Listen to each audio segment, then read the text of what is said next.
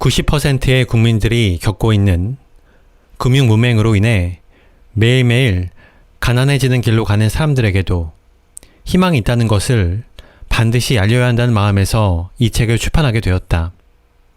갑자기 부자가 되는 것은 불가능에 가깝지만 부자는 누구나 될 수 있다. 매일매일 좋은 소비 습관을 유지하고 축적된 여유 자금이 가능한 오랫동안 일하게 하는 라이프 스타일을 이어나간다면 경제 독립은 절대로 어려운 일이 아니다. 다만 그 일은 천천히 이루어질 뿐이다.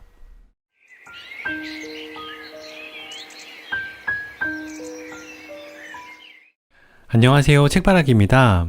오늘 소개할 책은 존 리의 부자 되기 습관입니다. 프롤로그. 금융문맹에서 벗어나야 경제 독립이 가능하다. 한국인들은 세계 어느 나라 사람들보다 선량하고 부지런하다. 열심히 일하며 성실하게 인생을 가꾸는 대부분의 한국인들은 부유한 노후를 보내야 마땅하다. 하지만 현실은 그렇지 않다. 급속한 고령화가 진행되는 가운데 65세 이상 한국인 중 절반이 빈곤층으로 전락하고 있다. 이는 전 세계에서 가장 높은 수준이다. 왜 이러한 현실을 맞게 됐을까? 원인을 분석하고 근본적인 해결 방법을 찾아내 실천함으로써 악순환의 고리를 끊어야 한다. 미리 준비하지 않고 과거의 잘못된 관행, 습관을 고치지 않는다면 미래에도 같은 불행은 계속될 것이다. 이는 우리 자손들은 물론 향후 100년간의 한국의 운명이 달린 일이다. 구체적인 방법을 알아보기 전에 우선은 근본적인 질문부터 던져볼 필요가 있다. 당신은 열심히 일하는데 왜 돈에 쪼들리는 삶을 살고 있는가? 왜 돈 걱정에서 자유롭지 않은가? 이유는 명백하다. 우리는 유난히 다른 선진국들에 비해 돈에 대해 배우지 않기 때문이다. 또한 자본주의 사회에 살고 있음에도 자본이 일하게 하는 것을 이해하지 못하고 돈으로부터 멀어지는 삶을 살고 있다는 것도 이유가 된다. 한국인들은 돈에 대한 이야기를 솔직하게 하는 것을 금기시한다. 대학을 졸업할 때까지도 돈에 대해 교육을 받을 기회가 없었음은 물론 심지어 돈을 멀리하라고 배운다. 돈으로 행복하게 살 수 없다는 논리로 가난을 정당화하고 그 결과 돈에 대한 지식을 쌓지 못한다. 돈이 일하는 기본 구조를 이해하지 못한다. 잘못된 편견에 사로잡혀 돈을 귀하게 여기지 않는다. 무의식적으로 돈으로부터 멀어지는 습관을 들이고 그 결과 돈의 노예가 되는 악순환에 빠지는 것이다. 자본주의 사회에 사는 우리는 자본주의의 기본 원리를 이해해야만 돈으로부터 자유로울 수 있다. 돈 걱정으로부터의 해방, 즉 경제적 자유, 독립에 이룰 수 있는 것이다. 진정으로 경제적 자유를 원한다면 자본주의가 무엇인지, 돈과 나의 관계를 어떻게 설정할지를 깊이 생각해야 한다. 나의 자본이 일하게 하는 것이 무엇인지 깨닫고 반드시 실천해야 함은 물론이다. 경제적 자유를 얻는 과정은 우리가 건강한 신체를 갖기 위해 노력하는 과정과 비슷하다. 경제 독립을 위한 과정을 파이낸셜 피트니스라고 한다. 매일매일 운동을 해야 건강한 신체를 유지할 수 있듯이 경제 독립도 매일매일 부자가 되는 라이프 스타일을 유지해야 가능해진다. 경제 독립은 누구나 할 수 있다. 우선은 막연하게 어떻게 되겠지 하는 마음에서 벗어나야 한다. 그러려면 먼저 경제적 자유를 갈망해야 하는데 이를 위해선 지금까지의 잘못된 라이프 스타일을 경제 독립을 위한 라이프 스타일로 전환해야 한다. 경제적 자유는 하루아침에 이루어지지 않는다. 매일매일 좋은 소비 습관을 유지하고 축적된 여유 자금이 가능한 한 오랫동안 일하게 하는 라이프 스타일을 이어나간다면 경제 독립은 절대로 어려운 일이 아니다. 부자가 되는 것은 당신의 선택에 따라 얼마든지 성취할 수 있다. 여러분은 부자가 되기를 간절히 열망해야 한다. 그리고 이 책은 바로 그런 여러분을 위한 책이다. 나는 대학을 자주 방문한다. 젊은 학생들에게 금융, 특히 주식에 관한 강연을 하기 위해서다. 그때마다 경제 독립이 중요하다고, 또 용돈을 아껴서 일찍부터 투자해야 한다고 강조한다. 서울의 어느 대학에서 강연을 마치자 한 학생이 손을 들고 질문했다. 대표님은 돈이 그렇게 좋으세요? 너무나 많이 받는 질문이지만 항상 의아하게 느껴지고 마음이 아프다. 돈에 관한 교육을 오랫동안 받지 못한 사람들의 대표적인 질문이기 때문이다. 세상에 돈을 싫어하는 사람이 있을까? 내게 질문을 던졌던 그 학생도 분명 용돈을 좋아하고 부자가 되고 싶을 것이다. 부자가 되려면 돈을 벌고 현명하게 소비해야 하며 돈에 관한 교육 또한 필수적으로 받아야 한다. 돈을 좋아하는 것은 나쁜 일도 부도덕한 일도 아니며 비난받을 일은 더더욱 아니다. 좋아하는 일을 해야 성공하는 것처럼 돈을 좋아해야 부자가 된다.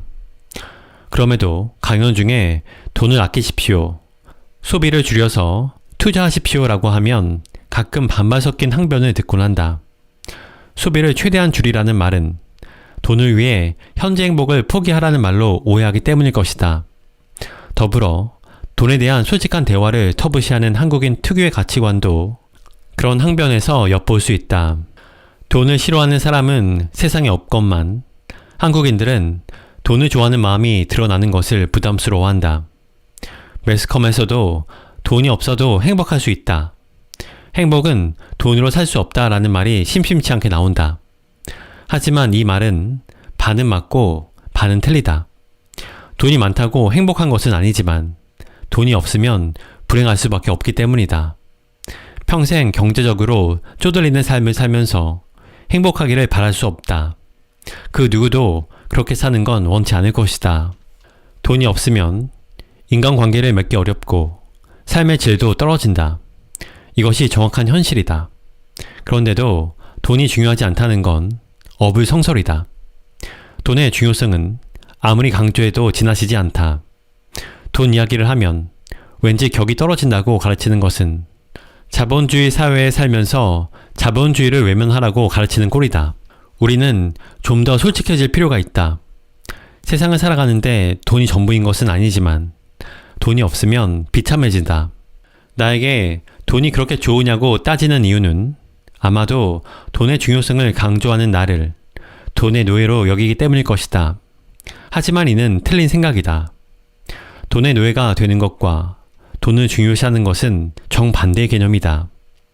돈의 노예가 되는 사람들은 돈을 하찮게 생각하는 사람들이다.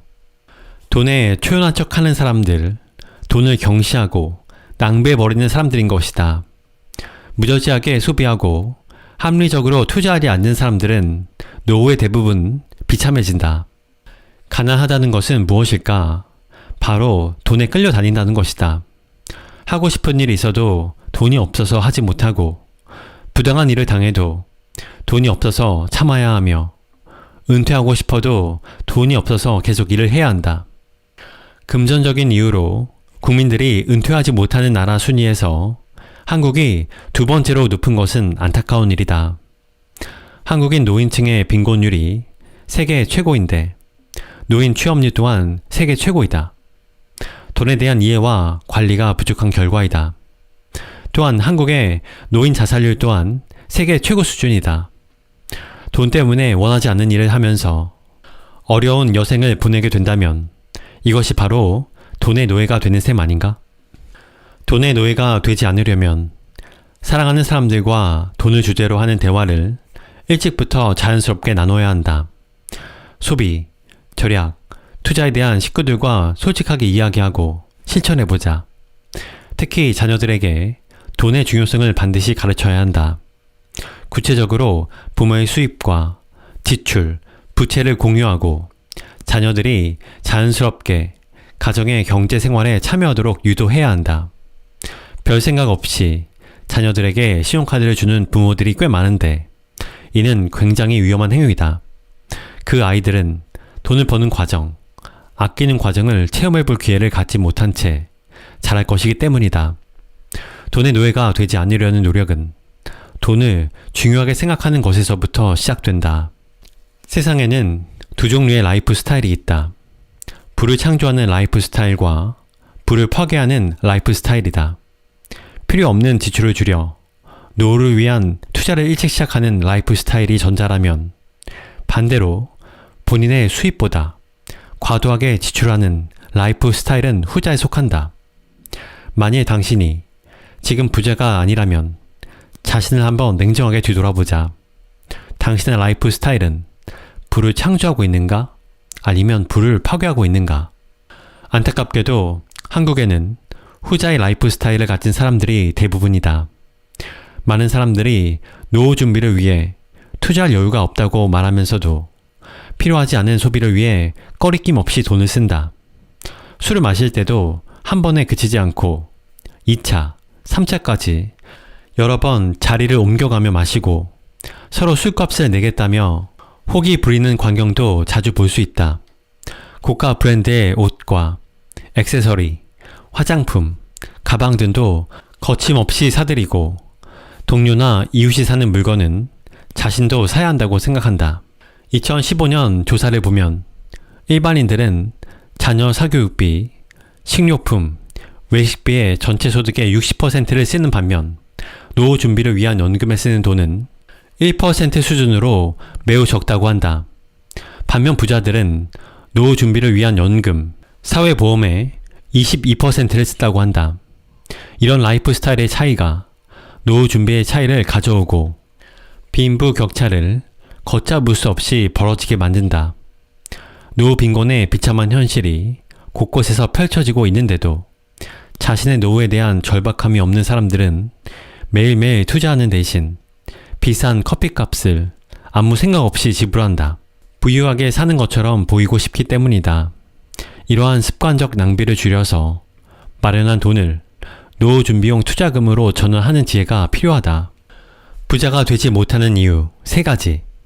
우리는 부자처럼 보이려 할 게 아니라 부자가 되어야 한다.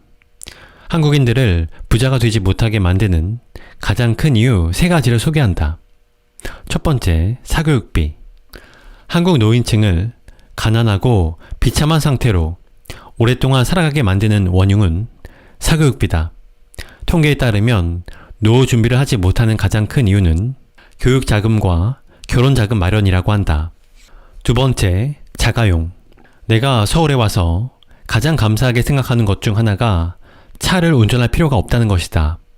부를 파괴하는 라이프 스타일의 요소 중 사교육비 다음으로 대표적인 것이 자가용과 관련된 비용이다. 나는 한국에 온 이후로 자동차를 사지 않았다. 필요성을 느끼지 않았기 때문이다. 한국의 도시 대중교통은 세계 최고 수준인 반면 이용료는 가장 저렴하다. 스마트폰으로 지하철 노선은 물론 버스의 시간표와 현재 위치까지 알 수 있다. 정류장의 전광판은 친절하게도 도착 시간을 알려준다. 이렇게 편리한 대중교통망을 두고 굳이 승용차를 사서 불편을 겪는 이유가 있는가? 버스나 지하철로 이동하는 나를 이상한 사람으로 취급하는 사람들도 있지만 나는 전혀 개의치 않는다.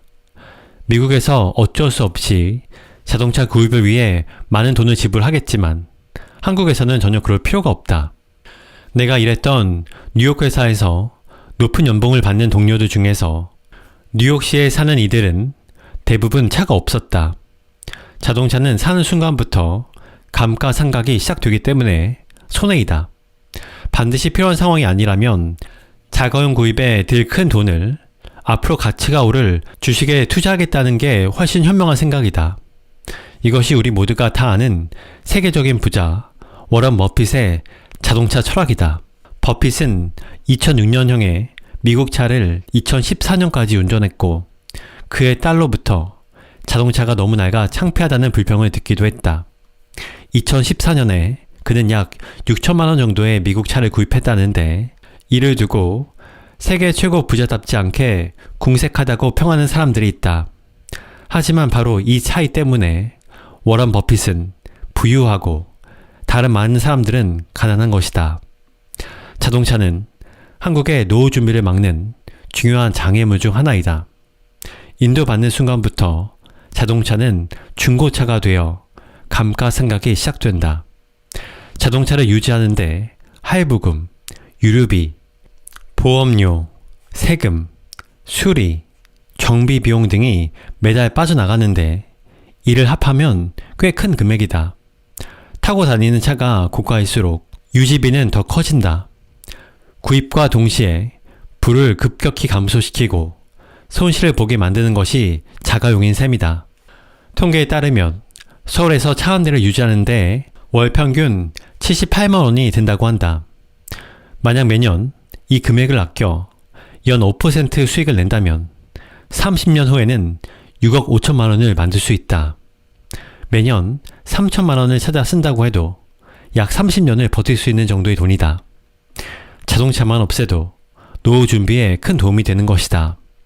현재의 즐거움도 좋지만 인생이 불행해지는 것만큼은 꼭 막아야 한다. 여러분의 우선순위는 무엇인가? 현재의 소비를 통한 짧은 즐거움인가? 아니면 경제적 독립인가? 부자처럼 보이려는 라이프 스타일. 한국에 와서 신기했던 것 중 하나는 사람들의 씀씀이였다. 넉넉하지 않은 사람들도 비싼 승용차를 타고 백화점에서 명품 쇼핑을 즐긴다. 주저함 없이 해외여행을 떠나고 거리는 연일 먹고 즐기는 사람들로 북적인다. 하지만 나는 그런 모습들을 보면 무척 걱정이 된다. 그들의 미래가 보이기 때문이다. 그들은 부자처럼 보이기 위해 부자의 길에서 점점 더 멀어지고 있는 것이다. 젊은 사람들 역시 마찬가지의 생활 방식에 젖어 있다. 하루에도 몇 잔씩 값비싼 커피를 마시고 비싼 옷이나 화장품도 주저하지 않고 구입한다. 돈이 없고 월급이 적다고 불평하면서도 조그만 돈이 모이면 해외여행을 가서 돈을 모두 써버리고 오는 사람들이 많음은 물론 심지어 신용카드 할부로 빚을 지면서까지 해외여행을 당연시한다. 그런 한국에서 삼포시대, 헬조선, 흑수저, 소확행, 욜로 같은 말이 유행하고 있다. 취업난 때문에 힘들어하고 경제도 어렵다고들 하지만 공항에 그 많은 인파를 보면 누가 불경기라고 하겠는가? 어차피 자신은 부자가 될 수 없으니 차라리 지금이라도 실컷 쓰고 즐기겠다는 생각인 것일까? 아무리 열심히 일해도 부자가 될 수 없다고 생각하면 사람들은 돈을 아끼려는 의욕을 잃어버린다. 버는 대로 먹고 마시고 소비하면 지금 당장은 즐겁고 행복하거나 소소하지만 확실한 행복인 이른바 소확행이 달콤하게 느껴질 수도 있다. 하지만 소비의 달콤함에 빠져들수록 가난해지는 속도는 더욱 빨라지고 덜컥 수입이 끊기거나 아프기라도 하면 곧바로 빈곤층으로 추락하고 만다. 우리는 부자처럼 보이지 말고 부자가 되어야 한다. 당신이 지금 부자가 아니라면 남들이 사는 방식을 따라하려 해선 안 된다. 한국 사회에 만연한 그릇된 소비 형태는 한국 사람들이 돈에 대해 잘못 알고 있는 탓에 형성된 것이다. 열심히 일하고 저축해도 부자가 되기는 불가능하다고 생각하며 포기해버리면 안 된다. 부자가 되는 길은 사실 놀라울 정도로 가까운 데 있다. 생각만 바꾸면 된다. 과도한 소비를 투자로 바꾸는 라이프 스타일로 전환하기만 해도 기적이 일어난다. 이는 복리의 마법 때문이다. 예를 들어 하루에 담배 한 갑을 피우고 커피 2잔을 사서 마시는 사람이 담배와 커피를 끊고 매일 아낀 돈 1만 원으로 1989년 10월부터 2019년 10월까지 매달 30년 동안 꾸준히 삼성전자 주식을 사서 모았다고 가정해보자. 지금쯤이면 그가 이렇게 투자한 주식 가치는 85억 원 정도로 불어나 있을 것이다. 그 기간에 배당받은 것까지 고려하면 금액이 훨씬 더 커진다. 이것이 바로 복리가 부리는 마법이다. 그런데도 사람들이 투자를 지레 포기하는 이유는 투자할 돈이 없어서가 아니다. 미래에 돈의 노예가 될지도 모를 사태의 심각성을 절실히 느끼지 못하고 작은 돈이라도 투자하면 큰 돈이 되는 복리의 마법을 이해하지 못하기 때문이다. 담배와 커피를 줄이는 것만으로도 엄청난 돈이 모이는데 그보다 더 큰 씀씀이를 줄인다면 얼마나 큰 부자가 되겠는가? 사람들이 맥주를 마실 때 당신은 그 맥주 제조사의 주식을 살 수 있는 여유를 가져야 한다. 무의식적으로 되풀이하는 낭비성 지출을 주식이나 주식형 펀드에 투자하는 것으로 바꿔보자. 자산이 늘어나는 것을 경험하면 소비를 통해 얻는 즐거움보다 수십 배 더 큰 즐거움을 알게 된다. 경제 독립을 위한 여정 10단계. 1단계, 자신의 자산, 부채 현황표를 만들어라. 자신의 건강에 문제가 있음을 알게 되었을 때 우리가 가장 먼저 할 일은 무엇일까? 아마 현재 자기 몸이 어떤 상태에 있는지부터 정확히 파악하는 일일 것이다. 현재 상태에 대한 분석이 선행되어야 그것을 바탕으로 식생활을 어떻게 바꾸고 어떤 운동을 할 것인지 등의 계획을 세울 수 있을 테니 말이다. 경제 독립을 위한 여정도 이와 마찬가지로 자신의 경제 상태를 파악하는 것에서 시작한다. 기업의 전반적 재무 상태를 파악하려면 대차 대조표를 분석하는 것처럼 자신의 경제적 상태를 파악할 수 있도록 자신의 자산, 부채 현황표를 만드는 것이 1단계의 과제이다. 157페이지의 표와 같이 종이를 크게 좌우 두 칸으로 나눈 다음 왼쪽에는 나의 자산을, 오른쪽에는 부채를 기록해보자. 자산 부채 현황표는 한 번의 작성으로 그치는 게 아니라 정기적으로 점검하여 자신의 재무 상태가 점차 개선되고 있는지 확인해야 한다. 순자산 가치를 꾸준히 늘리는 것이 노후를 준비하는 과정이자 목표이다. 한 가지 분명한 사실은 자산을 늘리고 부채를 줄이려면 라이프 스타일에 과감한 변화가 필요하다는 것이다. 부자처럼 보이려는 소비를 줄이고 부자가 되고 싶은 열망을 가져야 한다는 점을 명심하자. 2단계, 수입 지출 현황표를 만들어라.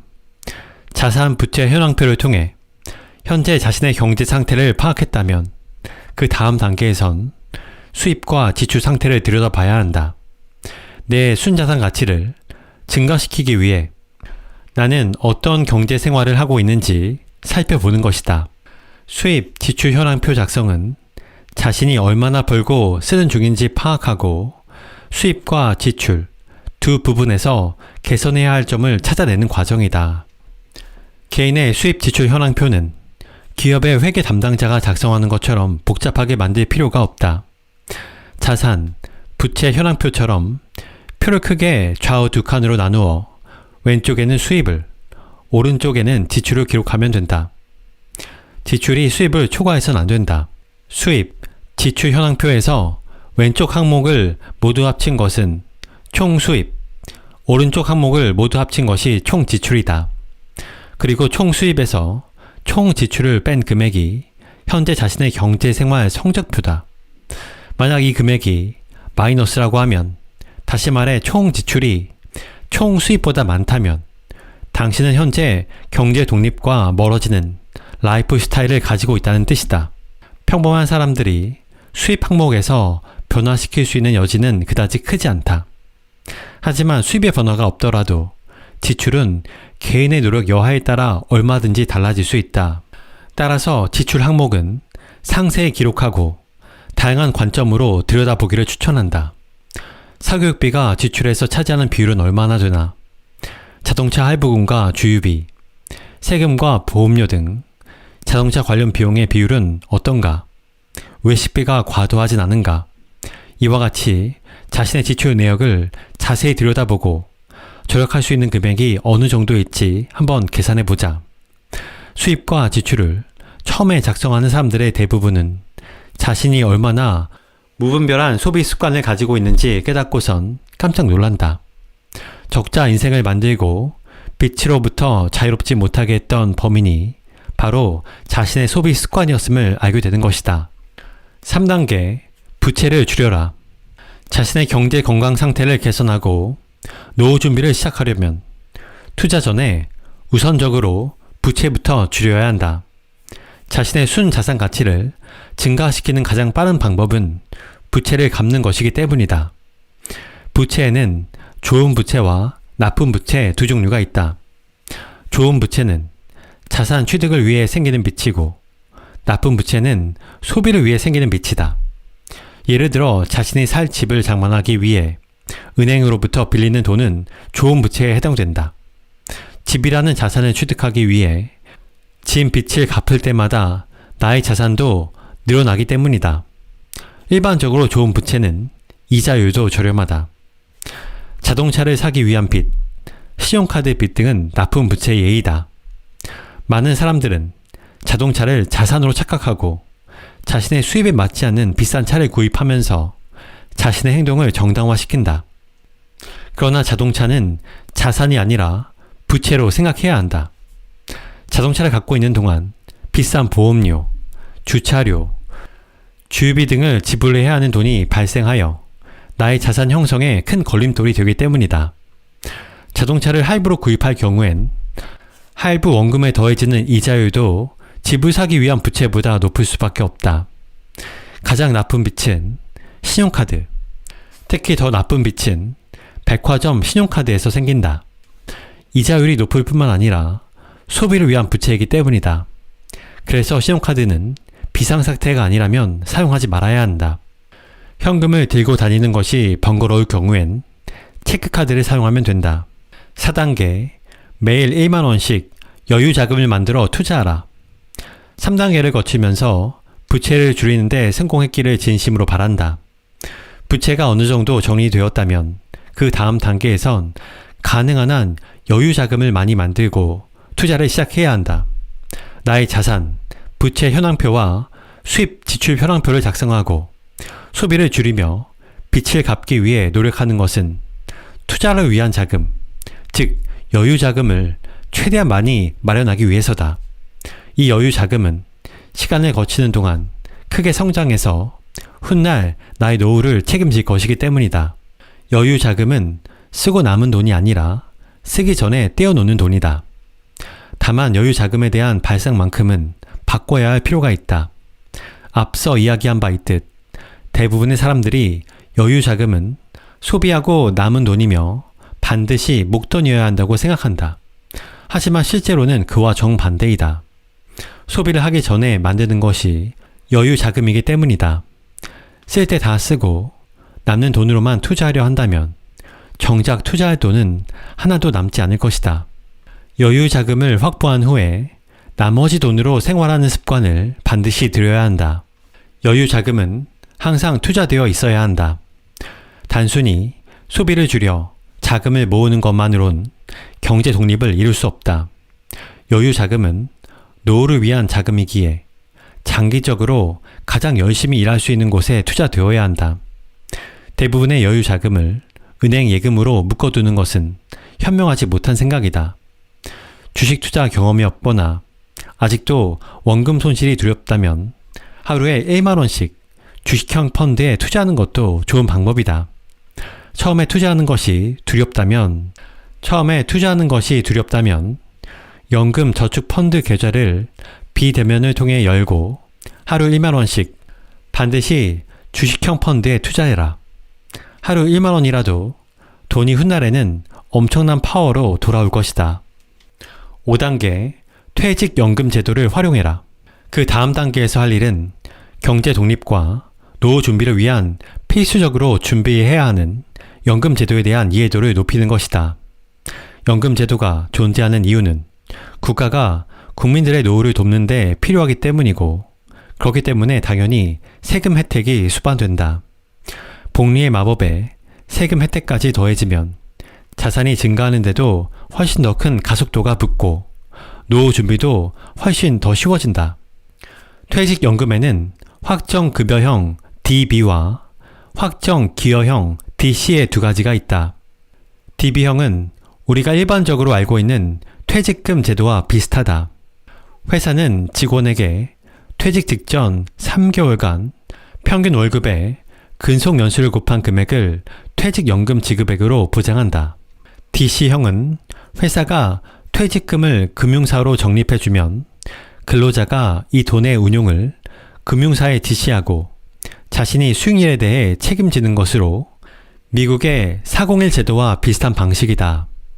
한국의 근로자들은 원금이 훼손될까 두려워 대부분 DB형을 택하고 있고, 간혹 DC형을 택하더라도 주식형 펀드를 기피하고 예금 등 원금 보장형 상품을 선택한다.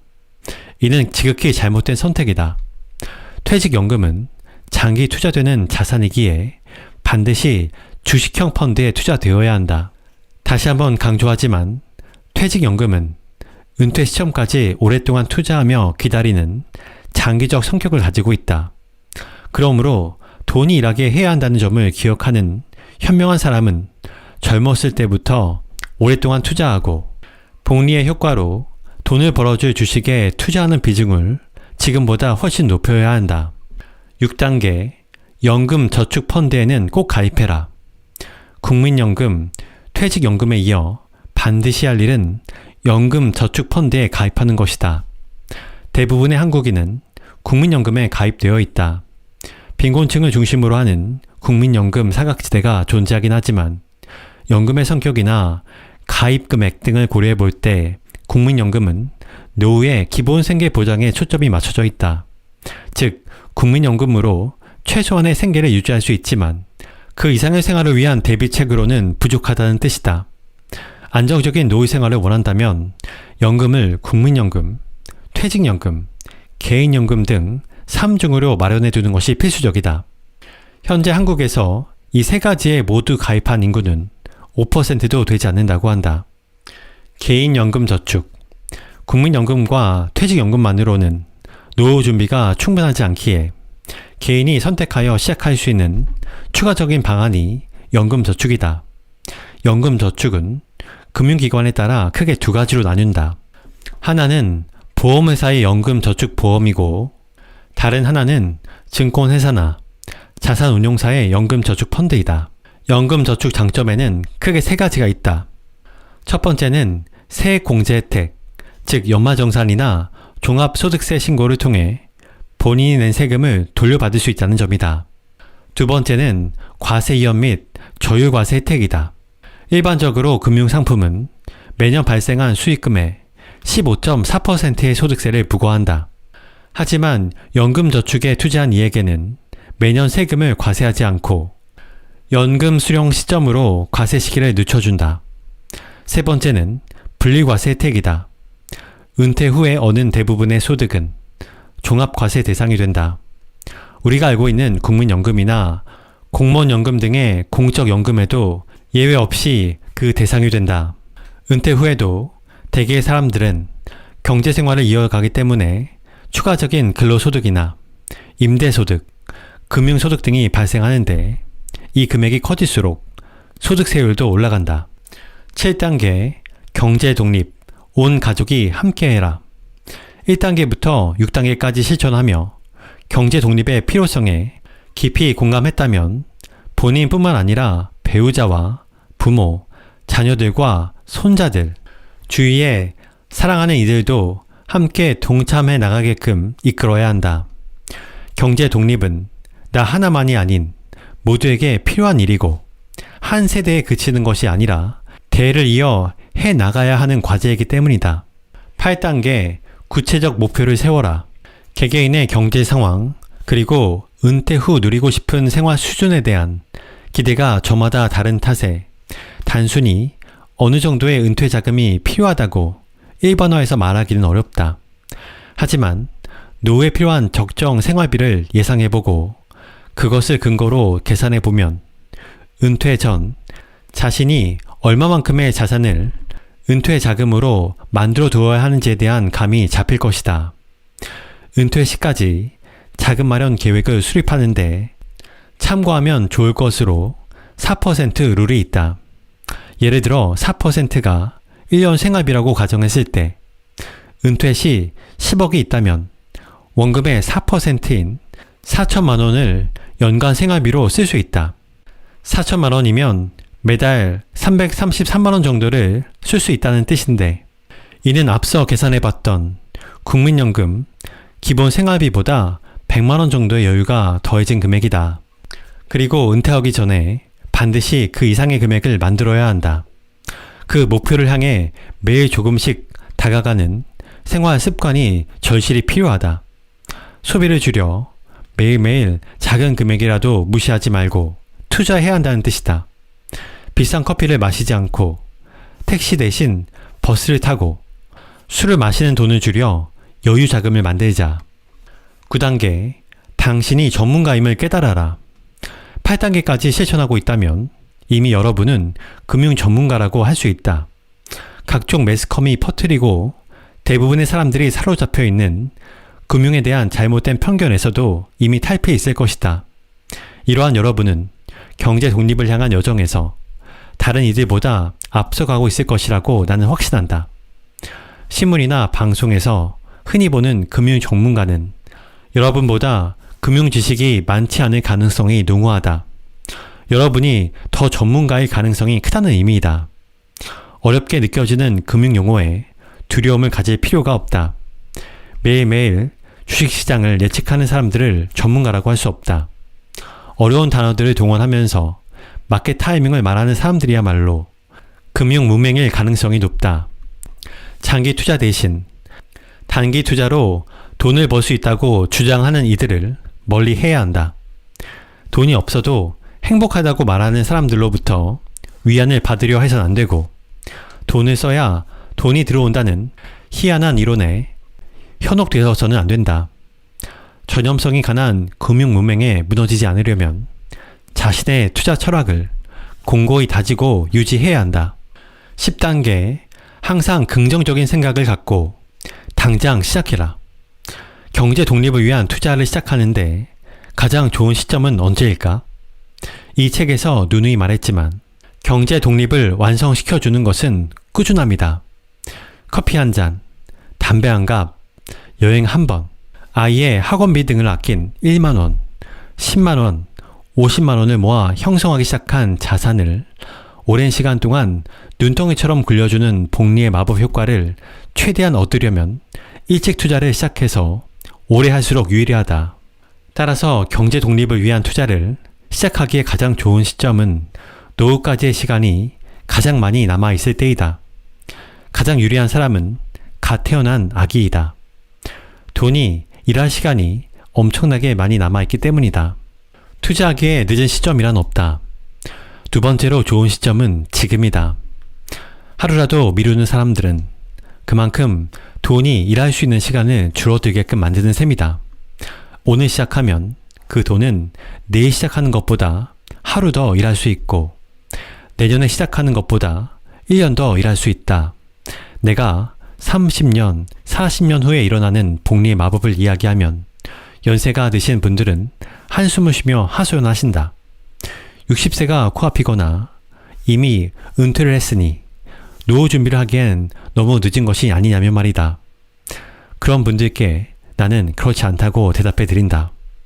물론 젊었을 때부터 시작한 것보다야 늦지만 지금이라도 시작하지 않으면 나중엔 분명 후회하게 되기 때문이다. 부자들은 되게 긍정적인 생각으로 가득한 사람들이다. 그래서 그들은 주식의 보유 기간도 길다.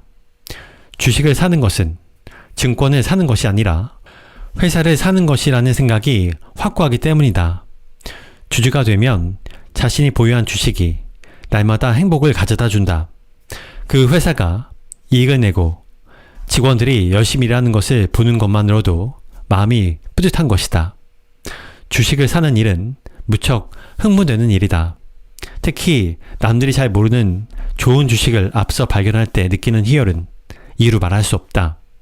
이러한 기쁨을 아는 사람은 돈을 쉽게 낭비하지 못하고 단기간에 주식 등락에도 관심을 두지 않는다. 주식 가격은 변하지만 좋은 기업은 계속 발전한다. 경영진과 직원들을 신뢰하고 자본주의를 믿어라. 에필로그. 지하철이나 버스 안에 있을 때 사람들을 관찰하는 습관이 생겼다. 매일매일 살면서 스쳐가는 이 사람들의 노후 준비는 어떻게 되어 있을까? 한 사람 한 사람의 노후 준비가 개개인의 행복, 더 나아가 한 국가의 미래를 결정짓는다. 젊은 여성들이 돈을 모아 명품을 사고 싶어하고 젊은 남성들이 남들한테 잘 보이고 싶어서 소득에 비해 너무나 많은 돈을 지불해 외제차를 구입하려는 현상, 자녀들을 좋은 학교에 보내야 한다는 강박관념에 자신들의 노후 자금을 지극히 잘못된 곳에 낭비하는 많은 평범한 부모들, 자본주의 사회임에도 학교에서는 돈에 대해 가르치지 않고 그러한 교육 현실에 대해 아무런 문제의식이 없는 사회 시스템, 돈에 대한 무지는 우리의 행복을 가로막고 있다.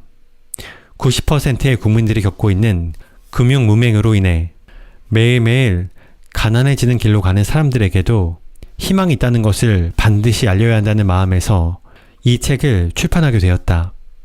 갑자기 부자가 되는 것은 불가능에 가깝지만 부자는 누구나 될 수 있다. 다만 그 일은 천천히 이루어질 뿐이다.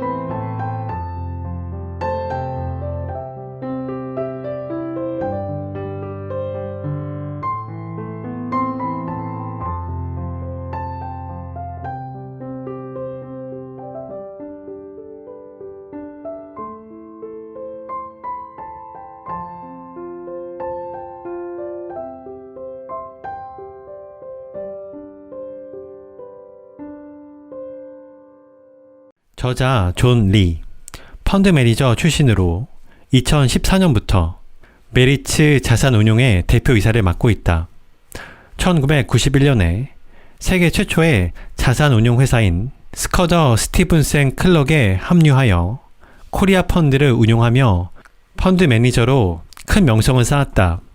저자는 메리츠 자산운용 대표를 맡은 이후 한국의 투자 문화 변화를 주도하고 있다. 금융에 대한 잘못된 인식을 바꾸기 위해 버스 투어를 진행하여 5년여간 1000여 건의 강의를 통해 4만여 명을 만났고 유튜브를 개설하여 각계각층의 사람들에게 금융문맹 탈피를 설파하고 있다. 국내 운용사 최초로 휴대폰으로 앱을 통한 비대면 계좌 개설 및 펀드 투자를 가능하게 했으며 펀드 보수 체계도 고객에게 훨씬 유리한 방향으로 조정하였다. 연금 저축 펀드의 중요성을 강조하고 하루 10,000원으로 시작할 수 있는 매일 적립식 투자 시스템과 가족과 친구에게 펀드를 선물할 수 있는 시스템도 만들었다.